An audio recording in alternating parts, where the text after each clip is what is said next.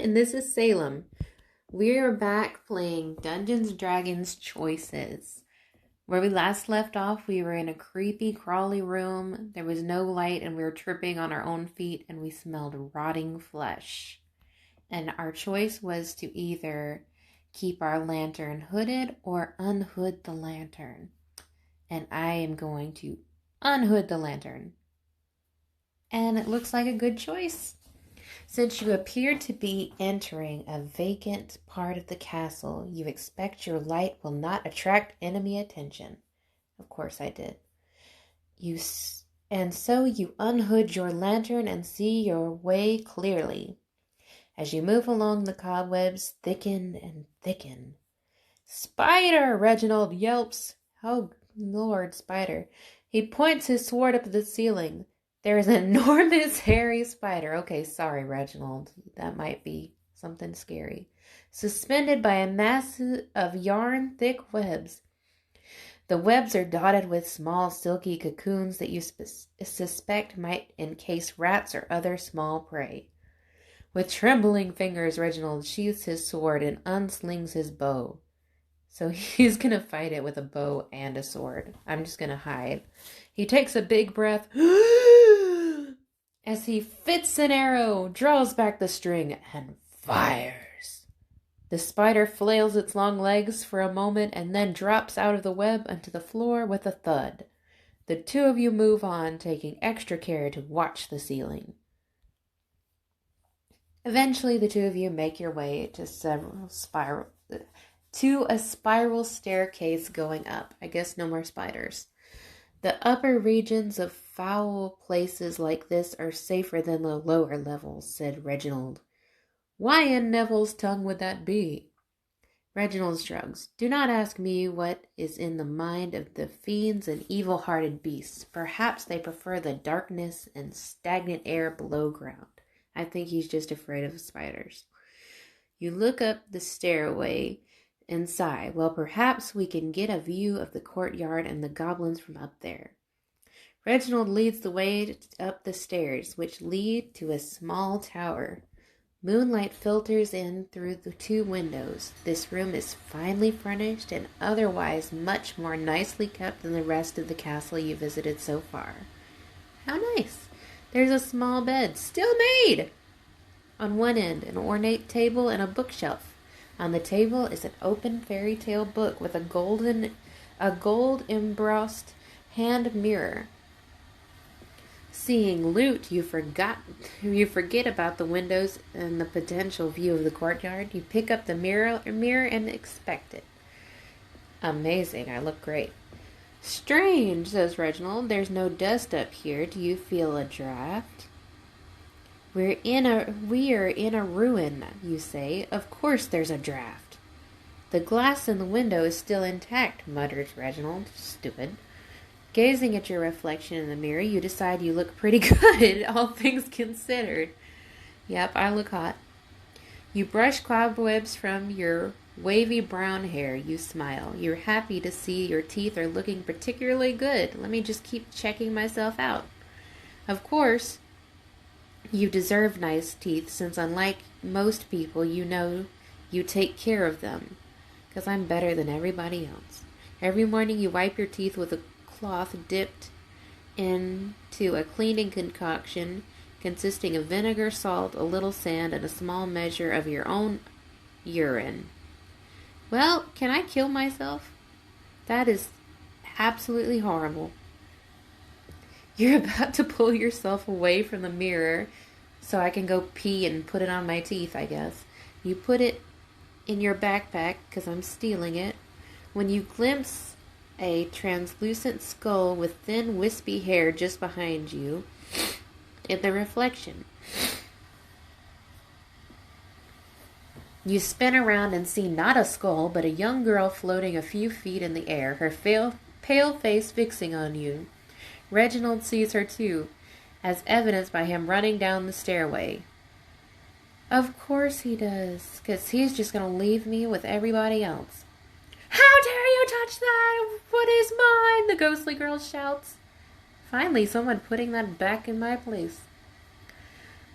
You back up reflexively and put the mirror back on the table. You have heard the tales of powerful ghosts that can suck the life right out of you and wonder if this girl is one of those. No, she just wants me to pee on her teeth, I guess.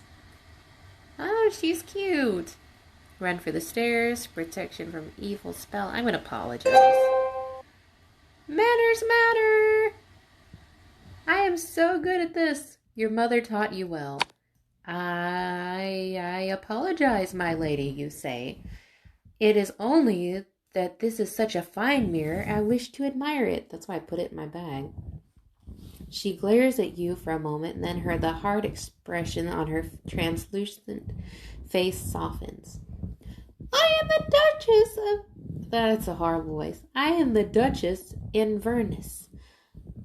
My father, the Duke, gave me that as a gift.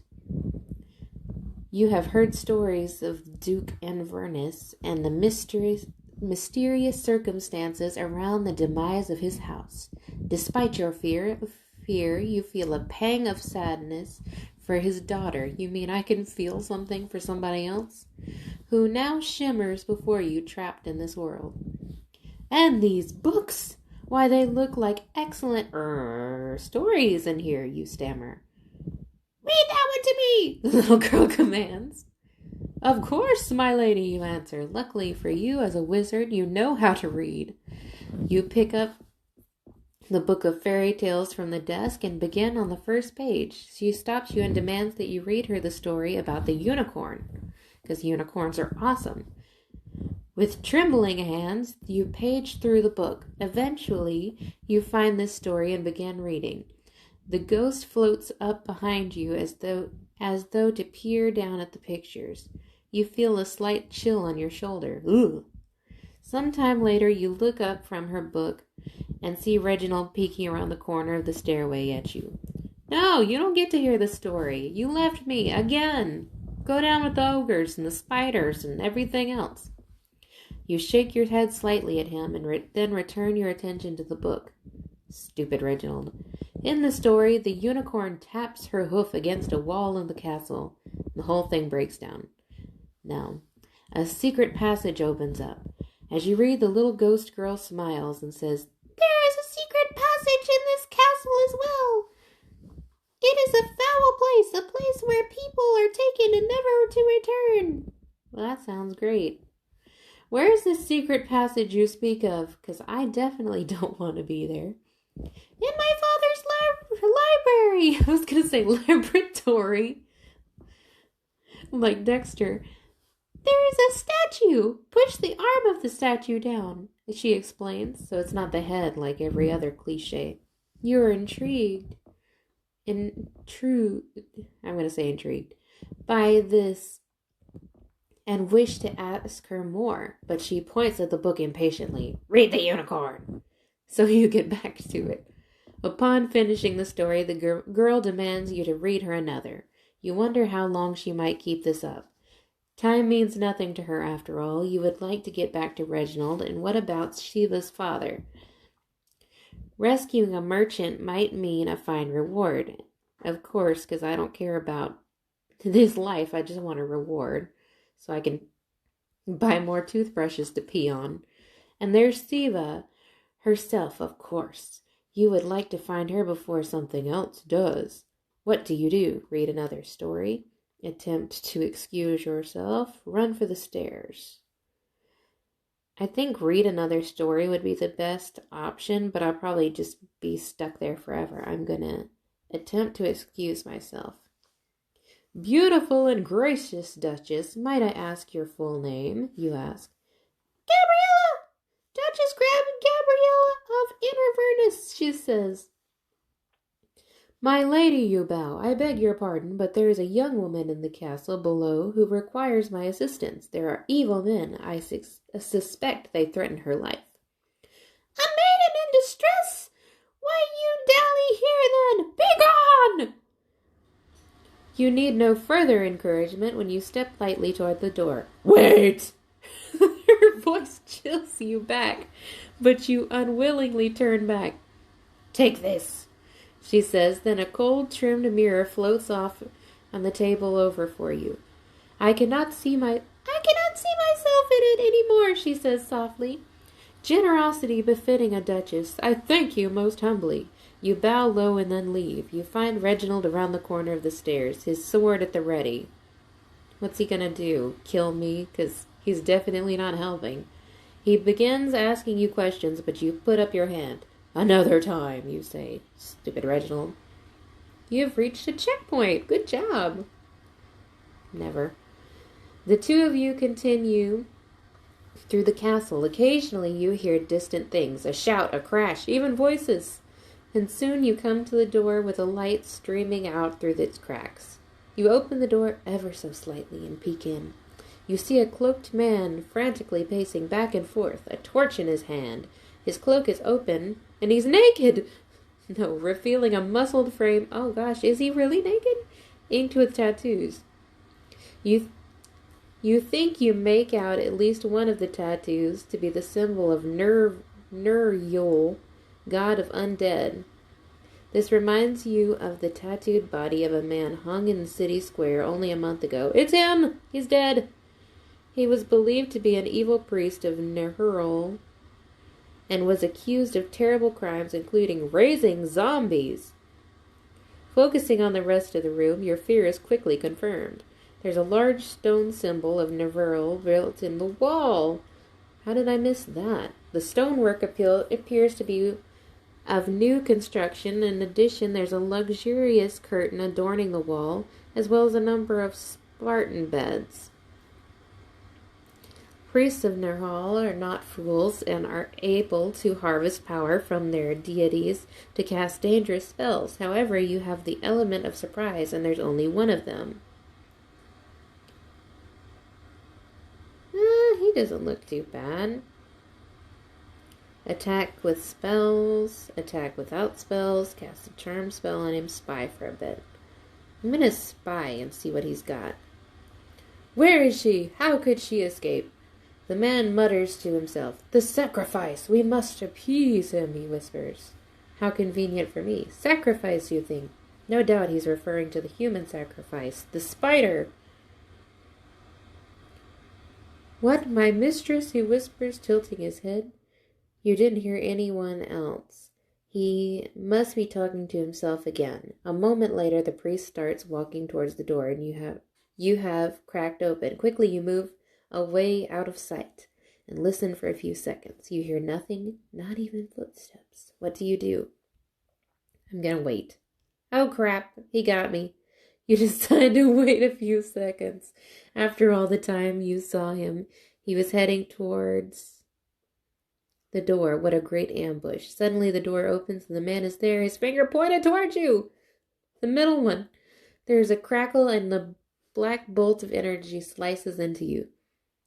Evidently he saw you after all. Well, crap. Reginald charges in. Really, Reginald? The priest ducks back as Reginald swings his sword, but not fast enough. The blade slashes through his shoulder. He tries to run, chanting something, likely a prayer to his foul god. He's probably cursing at him. He never finishes it.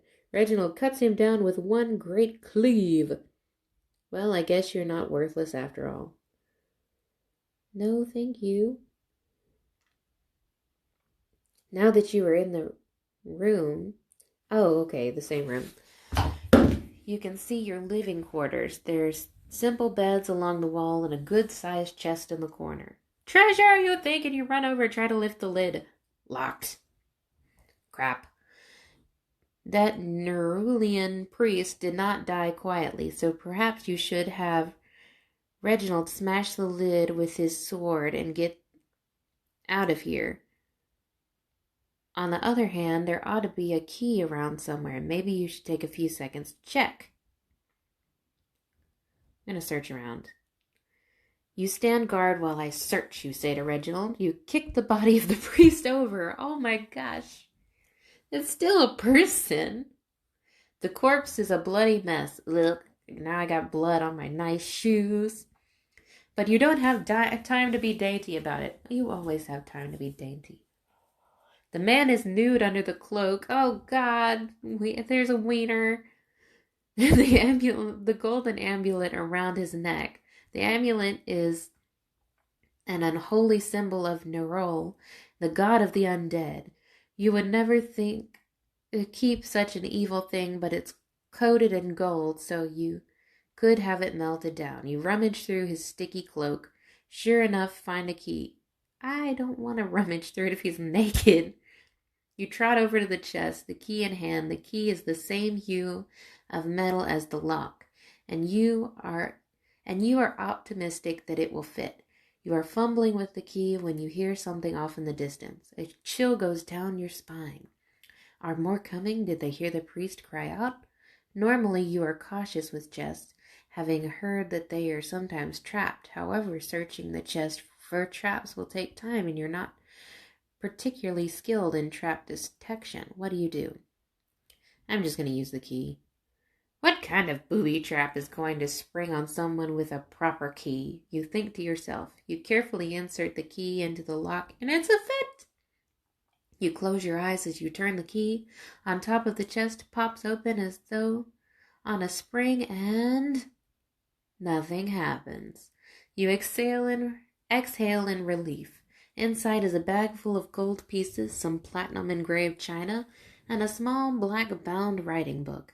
You gather up your loot and hurry out of the room. The two of you have only taken a few steps into the dark hallway when you see a flickering light up ahead. You could run back into the room and hide, prepare a firebolt to cast down the hall, cast an illusion to try to distract whoever's coming. I'm going to cast an illusion. Stop asking me this. An interesting choice. You wave your hands and infuse yourself with a magical energy. Now you must prepare your mind for the illusion. In order to project a convincing illusion, it's best to pick something you have seen before, but you're tempted to pick something fearsome in order to scare them off. What will the illusion be? A horde of goblins. You cast the spell, and a horde of illusionary goblins armed with spears materialize, running down the hall, yipping and snarling. Reginald has worked with your illusions before. He knows what to do. He runs down the hall at a pace just behind the goblins, sword drawn. Because, of course, he's going to hide behind my stuff, because he's a coward. Around the corner appears two cloaked men, priests of Naral, you suppose. They freeze for a moment, completely taken by surprise, and then begin hurling bolts of darkness at the goblins in front of the charge. The bolts go through the illusions, and you can see in their torchlight that the priests are furious at being tricked. Too late for them! Reginald closes in on them with his sword and cuts them both down. You take time to search the bodies and find golden unholy symbol medallions on each of them, as well as one silver dagger. Not bad for 20 seconds of work. I don't want those medallions. They're going to be awful. It's going to have like a curse or a hex or give me diarrhea. I tire of looting corpses. Let us be off to find merchants and a glorious reward, you exclaim. Off you go deeper into the castle. Soon you find yourself in a library. However, all the books are gone from the tall wooden shelves, either stolen or destroyed. Not the books! As a wizard, this is disappointing to you. All castle libraries have secret doors, you'd announce. After searching for a little while, you notice a small statue of a winged boy reading a book worked in the stone wall. A winged boy? Because that's exactly what kind of statue every house needs. You press on the statue's arm and it shifts down. There's a grinding sound and you see the bookshelf nearby crack open from the wall. You wedge your fingers into the gap and pry open the door. Immediately before you, the stairs descending into the darkness. Why would I want to go down here? They said no one comes back. Dear reader, normally I would give you a choice or whether or not go down the stairs, but really, who finds a secret door and chooses not to investigate? I do! And so, with a lantern in hand, you descend a few steps and then listen. It's deadly quiet down here. And chilly. I need my sweater. You urge Reginald to take the lead. After all, he's wearing the armor. Get out of here. Go ahead, Reginald. No one needs you. There is a small metal lever on the inside of the passage that you suppose is what you use to open the door from the inside. Nevertheless, you decide to leave the door open. Good idea, so I can run out of here when something tries to eat me. The last thing you need is to get trapped in this evil-smelling place. You smell evil. It is some time before you finally reach a small empty chamber. On one far wall is a large iron door. Scrawled over the door in rusty red dye, or more likely dried blood, is a set of elaborate symbols. Not going in there. Gods, what is that? Says Reginald, playing the lantern light over the symbols. It is written in the infernal tongue, you say, a language of devils, demons, and other beasts that inhabit the nightmare universe. At times I do not envy your knowledge, Reginald says with a faint shudder. Big weenie. The study of magic leads to many dark places, you say. The trick is to not wander too far into the void. What does it say? Asked Reginald in a tone that is not at all enthusiastic or curious. It's a yo mama joke.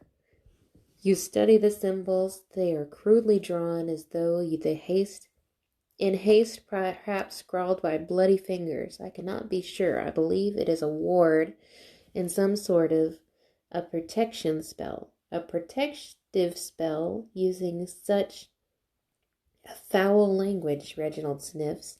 I would expect a curse or a fiendish summoning.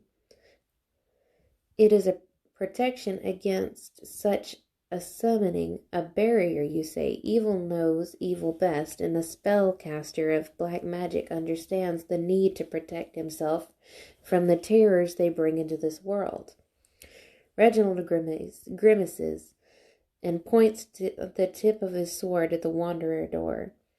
Only a fool would go down there, although I am more a man of curiosity than wisdom. You are a big wimp. You have been scared of spiders and trolls and everything else, and now you want to go down the blood yo mama door? You slap his shoulder, making a dull sound against his breastplate. As you have proven time and time again, what do? I'm going to leave.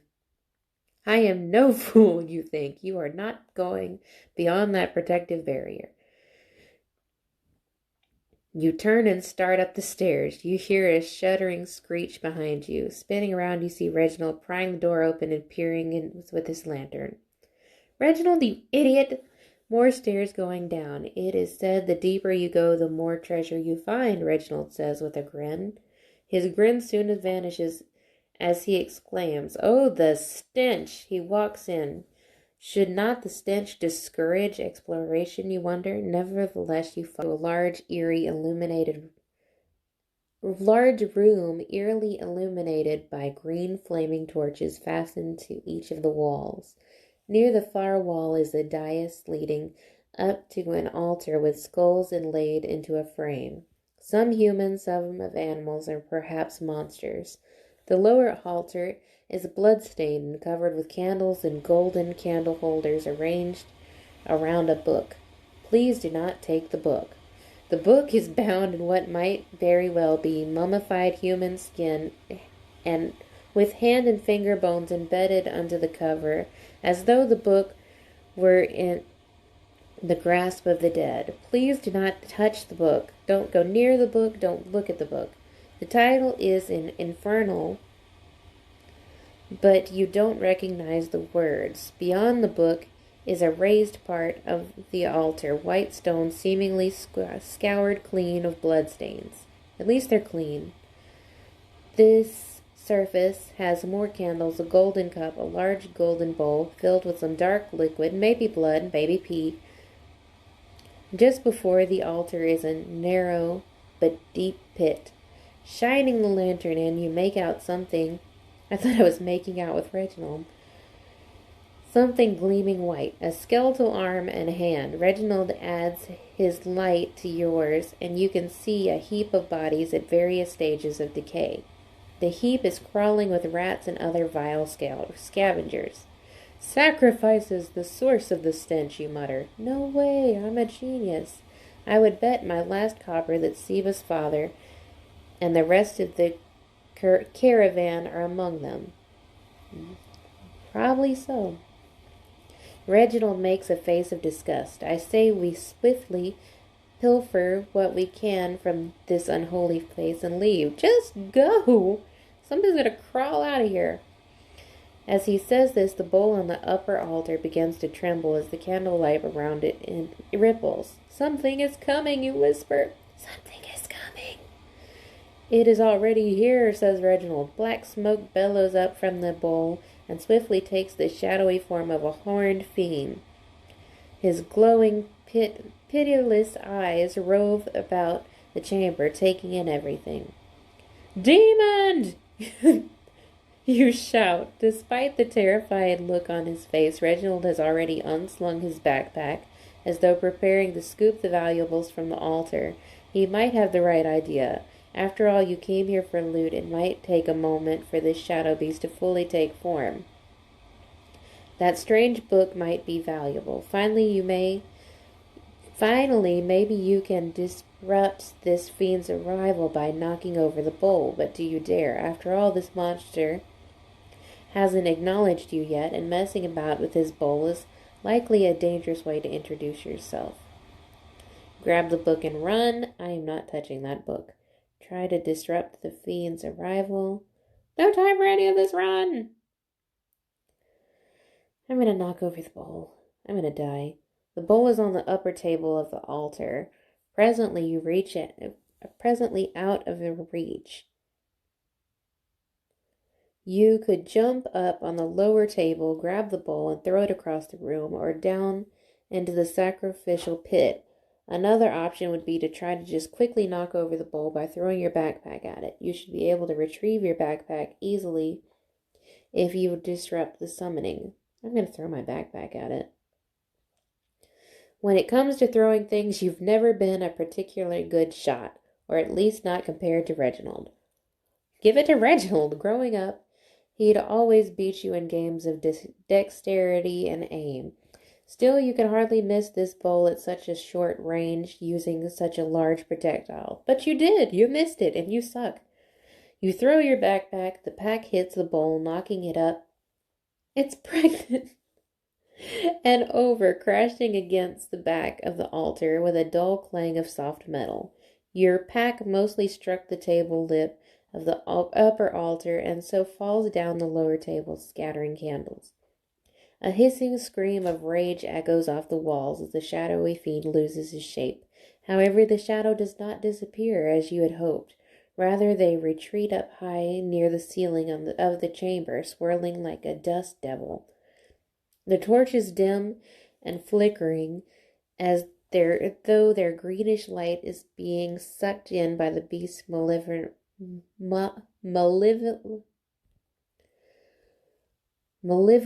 rage, not vanquished but perhaps diminished, you think. Meanwhile, Reginald is hard at work blowing out candles and throwing golden candlesticks into his backpack.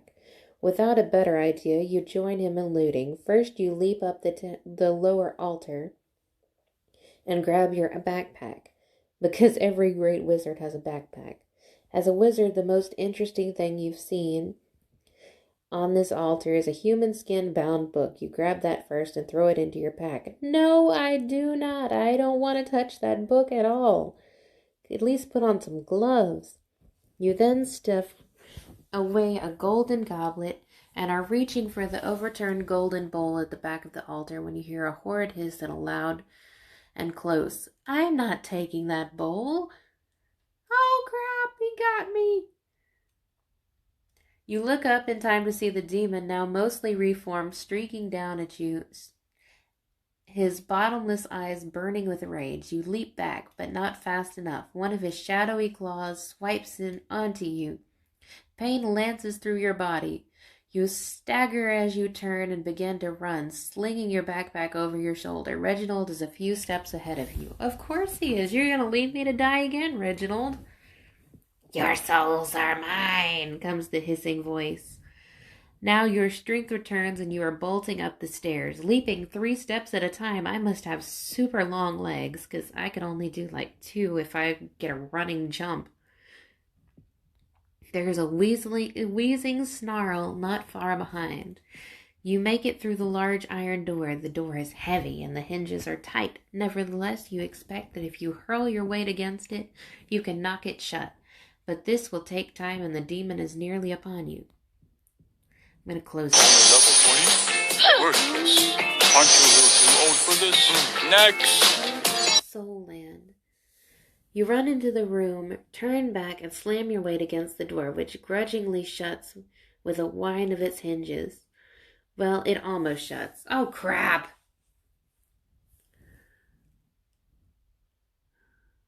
Let's see. Some debris has fallen in the way, keeping it open a crack. There is a snarl and the door shakes, but the arcane symbol scrawled on the door appeared to be a ward meant to provide a barrier to spirits. You would like to open the door enough to kick the debris out of the way and shut it properly, but you don't dare. Instead, you concentrate on running as fast as possible up the stairway after Reginald. Reginald didn't even help me close the door? Why do I even keep you around? As you reach the secret door in the library, there's a great bang that echoes from below, followed by a jubilant sound of freedom! It's William Wallace.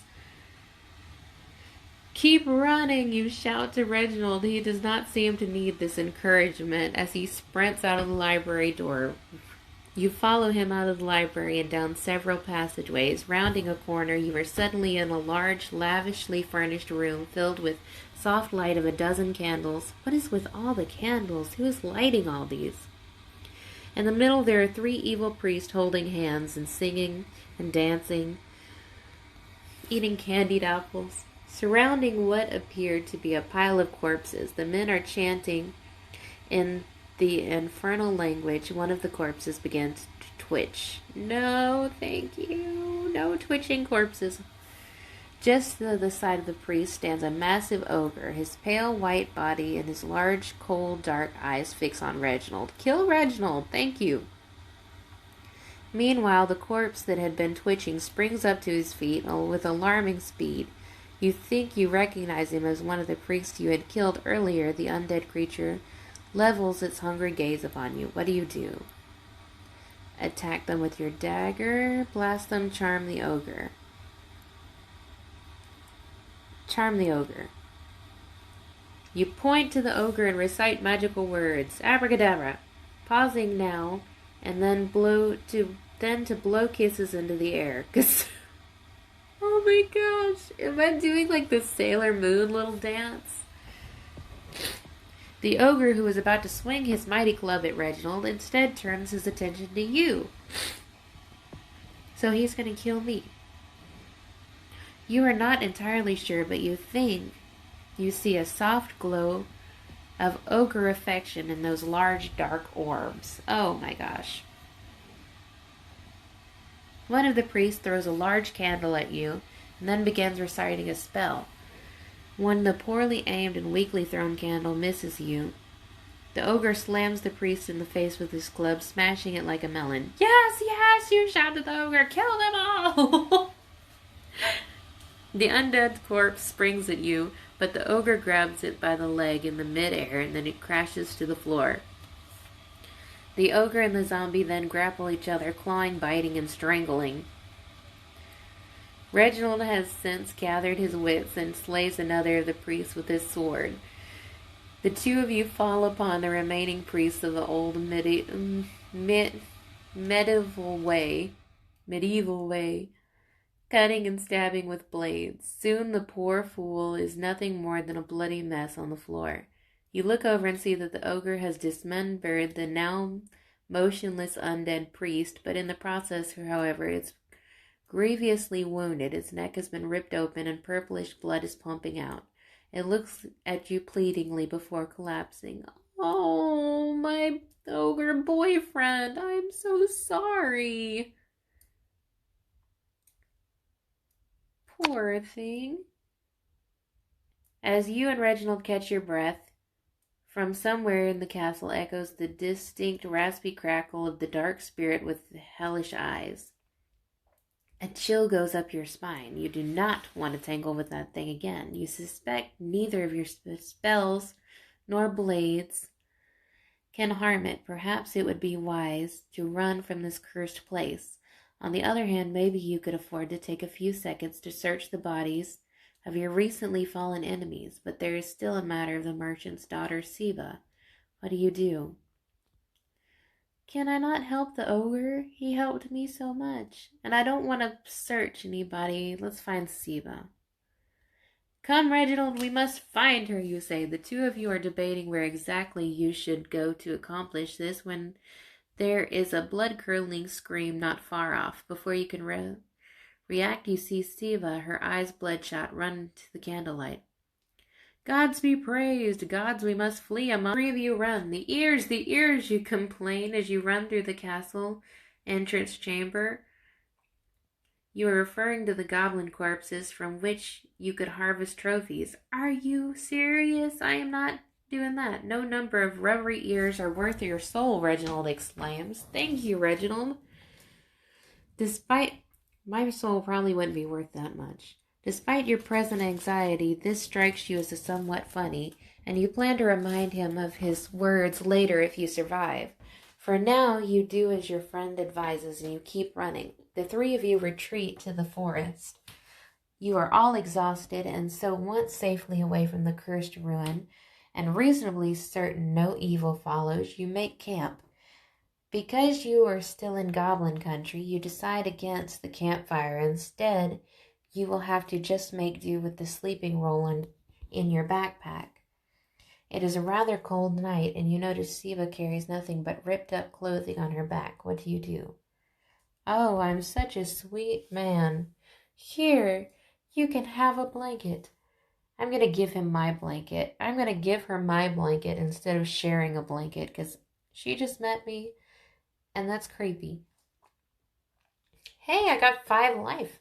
My lady, you bow. My blanket is yours. You present the blanket in your outstretched arms. Such a gentleman. I'm a gentlewoman, thank you. She smiles, curtsies, and she curtsies? Really? After all that crap she's been through? Well, just go to sleep. Takes the blanket from you. I cannot say that word. Chivalry. I cannot say it. Manners is alive and well in the Fallowland Forest, she says to you. She then quickly gathers up a pile of leaves and pine needles into a woodland bed and curls up. I'll take the first watch, Reginald offers, and then sighs contentedly as he pulls out his own blanket from his backpack and wraps it around himself. Then he plops down with his back against a tree. Well, what about me, Reginald? We could share a blanket too. You stare at him expectantly and you clear your throat several times until he finally gives up his joke and hands you his blanket. Then you roll up in it and fall fast asleep. Thank you, Reginald. Maybe you will be my boyfriend after all. It is your watch, Reginald says as he shakes you awake. After some stretching and yawning and complaining, you hand Reginald his blanket and take your turn at the watch. Your eyes wander to the sleeping merchant's daughter. No, they don't, because that's creepy and she's sleeping. A sliver of moonlight has escaped through the branches above and illuminates her delicate nose. Wow, what a hot nose. You decide that it's a pretty little nose for whatever reason. This leads you to wonder if even your pinky would fit into one of her tiny nostrils. That is so creepy. Then you go over there, try to put both pinkies in the same nostril and stretch it out. You chuckle to yourself as you imagine the expression on her face at waking with your finger in her nose, and then you feel a pang of guilt for imagining this. The young maiden has just lost her father. You should not make sport of her, even in my mind, you think. It's obvious that you need something to occupy your thoughts in order to stay awake. That is so weird. Checkpoint reached, and I think it's a good time to call it quits for tonight. Thank you guys, and if you want any more, like and comment, and remember to subscribe if you just like hearing my voice rattle on and on. All right, good night.